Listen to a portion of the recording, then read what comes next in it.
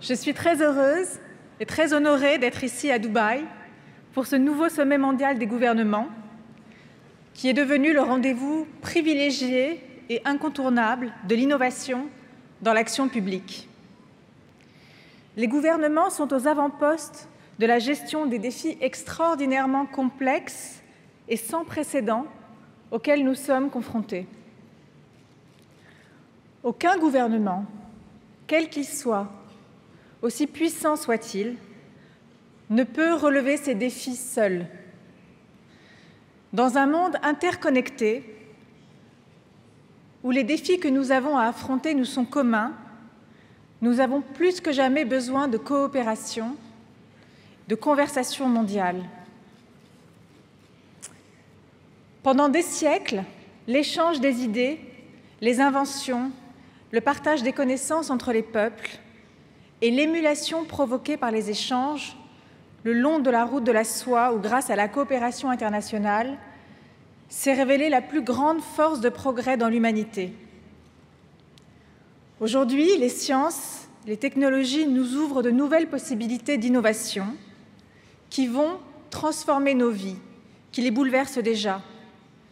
Elles sont ici, à Dubaï, extraordinairement représentées dans le Musée du futur ou dans cette présentation des nouvelles frontières des politiques publiques.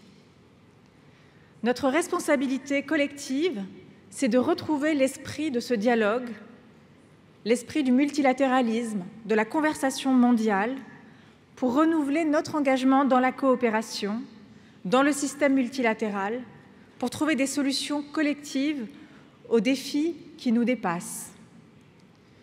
Comment retrouver cet esprit du dialogue et de la coopération tel qu'il est présent ici à Dubaï?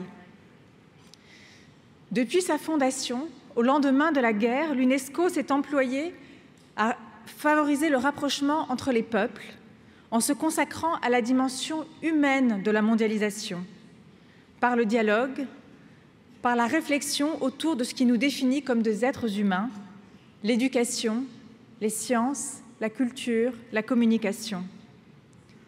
Aujourd'hui, la reprise de ce grand projet, la recherche du meilleur mode de gouvernement pour le mettre en œuvre, nous appelle à nous poser deux questions fondamentales. La première, quelles sont les grandes forces qui vont façonner notre avenir? La deuxième, la plus importante peut-être, quel monde voulons-nous transmettre à nos enfants et fondé sur quelles valeurs? En réponse à la première question, je vois trois défis majeurs qui changent le monde tel que nous le connaissons. La technologie, le climat, la démographie. Le défi technologique d'abord, avec l'émergence de cette quatrième révolution industrielle, cette nouvelle ère où la convergence des technologies, y compris l'intelligence artificielle, brouille les frontières entre les mondes physiques, numériques et biologiques. Ces technologies changent nos façons de vivre, de travailler, de communiquer, d'apprendre et même de penser. Selon les plus grands spécialistes, l'avènement de l'intelligence artificielle serait plus importante pour l'humanité que la découverte du feu ou de l'électricité.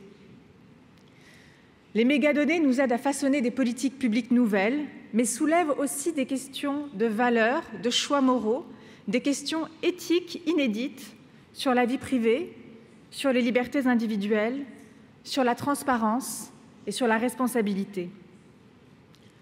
Les transformations technologiques changent les relations des gouvernements avec leurs citoyens, offrent de nouveaux moyens aux citoyens de se faire entendre dans le grand débat démocratique, mais aussi peuvent amener à de nouveaux moyens de contrôle à la disposition des gouvernements autoritaires.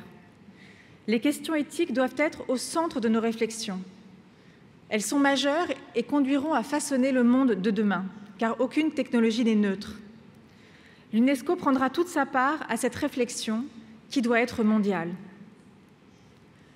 Le deuxième défi est climatique et concerne la façon dont nous adaptons à cette transition écologique, à la sécheresse, à l'élévation du niveau de la mer, à l'accumulation de phénomènes extrêmes. L'accord de Paris, en 2015, a été une étape majeure, mais qui est peut-être venue très tard, le signal d'une volonté politique mais pour lesquels les conséquences politiques publiques sont titanesques et tout reste à faire. Cela change nos modes de vie, avec des zones de peuplement concentrées près des côtes qui devront être conçues de manière plus durable, et nous aurons là aussi besoin de nouvelles méthodes de gestion des ressources naturelles. Nous aurons besoin de coopérer davantage, de développer de nouvelles compétences en misant sur la créativité et l'intelligence. Le troisième grand défi, je crois, est celui de la démographie. La population mondiale devrait atteindre 9 milliards de personnes d'ici 2050. Elle aura triplé en un siècle. Surtout, cette population sera essentiellement urbaine. 6 personnes sur 10 vivront dans les villes, où seront concentrés les emplois, les services, l'éducation, une meilleure qualité de vie, mais aussi où peuvent se concentrer les inégalités. L'essor démographique, associé aux effets du changement climatique, va continuer de provoquer des migrations à la fois entre les pays et en leur sein. Ces phénomènes comportent des risques, et en particulier celui de l'augmentation des inégalités. Face à ces risques, la question fondamentale à se poser est de nous demander quel monde nous voulons, fondé sur quelles valeurs, qu'est-ce que nous voulons transmettre à nos enfants. De nombreuses voix s'élèvent pour affirmer que nous devrions nous adapter à ce nouveau monde. Je crois que l'enjeu n'est pas seulement de nous adapter, mais aussi de réfléchir à la façon dont nous voulons façonner notre avenir pour lui donner un visage humain et la façon selon laquelle nous pouvons réaffirmer les principes universels de dignité humaine dans ce nouveau contexte. Tout reste à imaginer. Je suis convaincue que la réponse à cette question passe par un investissement renouvelé dans l'intelligence collective de l'humanité, dans la diversité des talents, des connaissances, dans les ressources culturelles que les siècles nous ont léguées et dont nous sommes loin d'avoir exploré toutes les richesses. Ladies and gentlemen, at a time of limits in terms of resources, in terms of our planet, collective intelligence is our ultimate renewable and limitless resource. At a time when artificial intelligence opens new horizons, we need to invest in human intelligence as well. We need to invest in the people, in their talents and competencies. This is the core mission of UNESCO, fostering intellectual solidarity of humankind to build lasting peace. Now, more than ever, we need to put our collective intelligence of each woman, man, and child into action. This means, for example, ensuring young girls are in the classroom and not forced into early marriage or early pregnancies. This means also making the most of our cultural diversity as a force of peace, innovation, critical thinking, to put things in wider perspective, to renew ideas and societies. This means guaranteeing freedom of expression and protecting journalists as guardians of democracy and freedom. This is UNESCO's mission for shaping future governments. Education stands at the heart of this vision, embodied by the UN Sustainable Development Agenda and agreed to by all governments. Without quality education for all, none of the other goals of the Agenda 2030 can be achieved, and UNESCO is leading the way along with other UN agencies, with governments and civil society partners. As we speak, 263 million children, adolescents and youth are out of school. These are the would-be teachers, scientists, artists, entrepreneurs, and citizens of tomorrow, unable to reach their full potential of shaping their lives. But even those in schools are not necessarily gaining basic skills, living equipped with relevant knowledge and competencies from the 21st century. We need to step up investment in quality education to reach the most marginalized and disadvantaged learners. We know, and we've seen here, the power of technology through open educational resources, e-learning, massive open online courses to enhance the quality of learning and to reach all this population.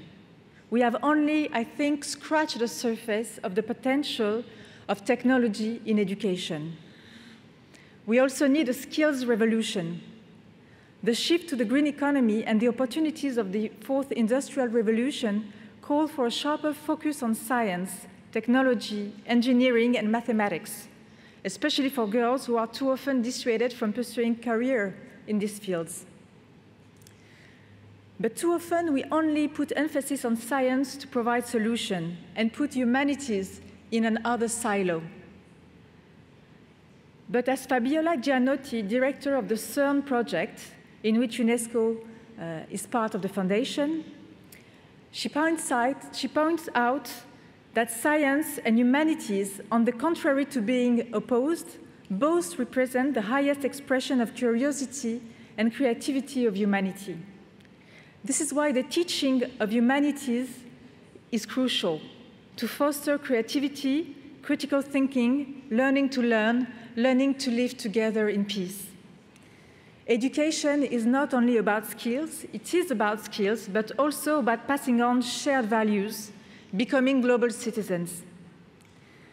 We know that the world is facing today the rising tide of obscurantism, which threatens the very fabric of our societies. In recent years, we've seen in this region as well, increased attempts at cultural cleansing by those who wish to erase traces of our shared history and wish to deny diversity. But culture is more than buildings, documents, and traditions. It is how we see ourselves, how we see the world, how we learn about ourselves and about the others. It's the only long-term solution to fight extremism. When extremists seek to divide humanity between us and them, we need to highlight everything that unites us as a single community. That is why our strategy at UNESCO is to prevent violent extremism throughout all our mandates. We publish manuals to help teachers and policymakers to prevent violent extremism. We also work in the field of social media throughout our digital literacy programs, contributing to fight intolerant views and dissemination of fake news. This is also why we promote the plurality of cultural expressions to foster mutual understanding and respect for the other on the basis of human rights and diversity.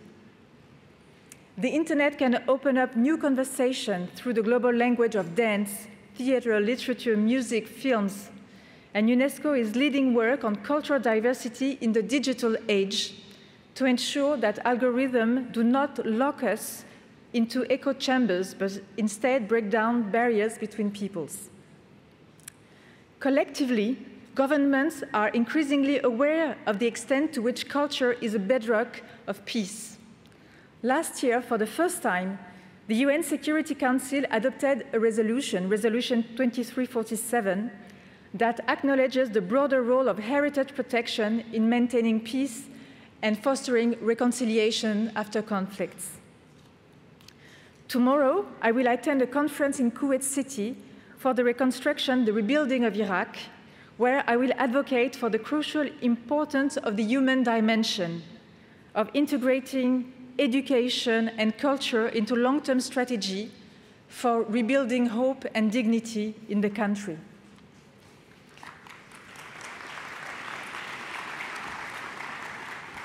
UNESCO, with support from governments, will lead several initiatives, including a flagship project of rebuilding the old city of Mosul and rebuilding the people's pride in their heritage. Ladies and gentlemen, education, science, and culture and communication are the threads that bind us together. This is the core vision of UNESCO, this is our mandate, and it's more relevant today than ever. Only through our collective intelligence we can hope to solve the unprecedented challenge we are facing.